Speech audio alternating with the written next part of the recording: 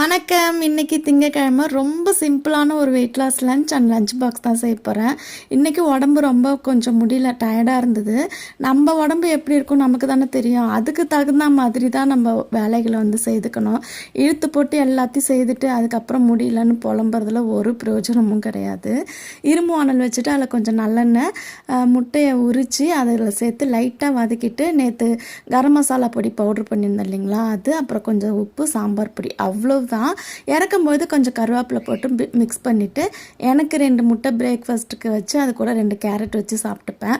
அப்படியே ஒரு முட்டையை நல்லா மசிச்சு விட்டு அதிலே ரைஸ் போட்டு மிக்ஸ் பண்ணி அவங்களுக்கும் கேரட் வச்சு கொஞ்சம் ஆனியன்லாம் வச்சு தீபிக்கு லஞ்சு பேக் பண்ணிட்டேன். நான் இன்றைக்கி ஃப்ரிட்ஜு பார்த்திங்கன்னா மாவுலாம் இல்லை, ரொம்ப ஃப்ரீசர்லேருந்து தண்ணியெல்லாம் லீக்காக இருந்தது.